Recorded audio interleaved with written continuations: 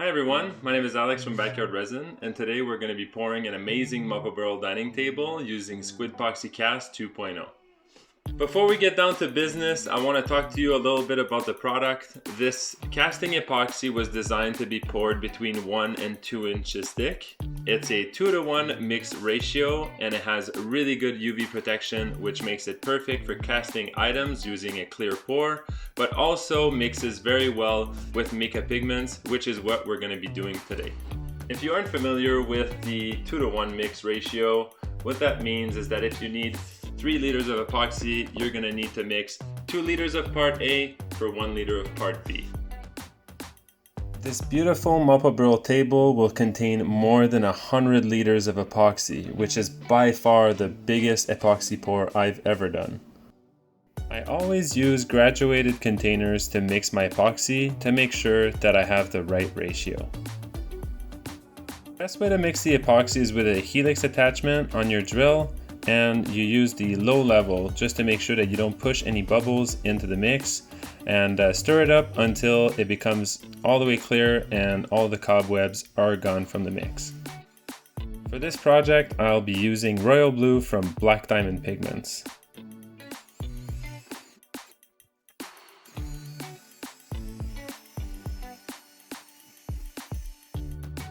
The best temperature for pouring epoxy is usually between 19 and 21 degrees Celsius. The only exception is in this case where I'm pouring more than 50 liters. I'm going to keep the temperature at 16, and if you have any fans, make sure to use them. That'll slow the reaction and make sure that everything goes according to plan.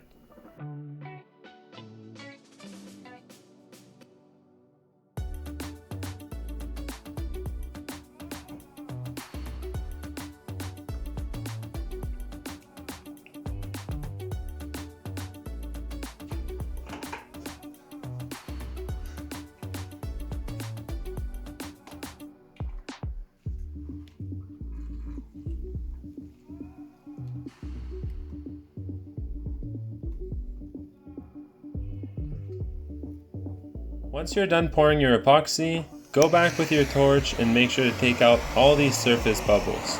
It's important that you don't stay at the same spot too long because you don't want to burn the epoxy, you simply want to pop all these bubbles.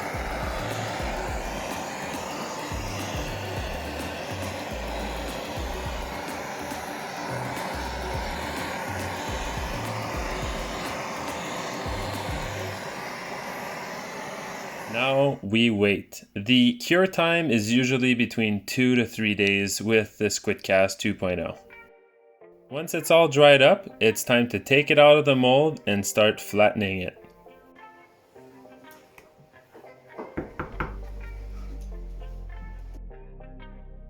For those of you who are wondering, we are using the extended Flattening Mill Pro from Woodpeckers with a 2.5 inch flattening bit.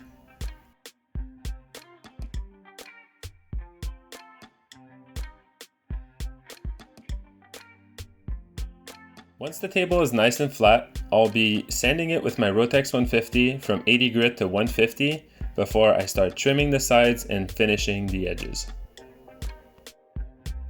For this next part of the process, I'm using my Festool TS75 track saw along with my track to make a perfectly straight edge.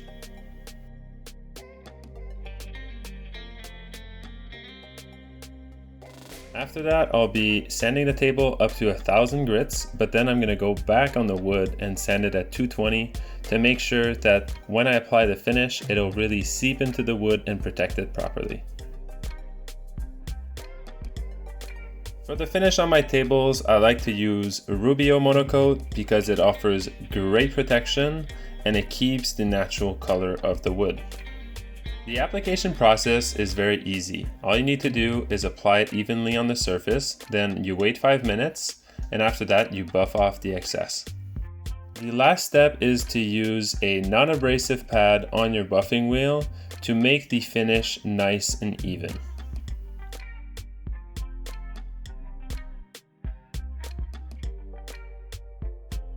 Once you're done with the finishing process, I recommend letting it dry for 3-4 days just to make sure that the oil has time to seep in and harden in the wood. Once the top and sides are dry, I'll be doing the exact same process on the bottom of the table. I like to use C-channels as an extra protection to make sure that the table will always stay straight. And there you have it. This beautiful maple burl table is ready for delivery. I hope you guys enjoyed the video and that it answered your questions on using the SquidPoxy Cast 2.0. It's honestly an amazing product. It's super versatile, and like I said before, it's just as good with mica pigments as it is to make a beautiful clear pour. Have a great day, guys.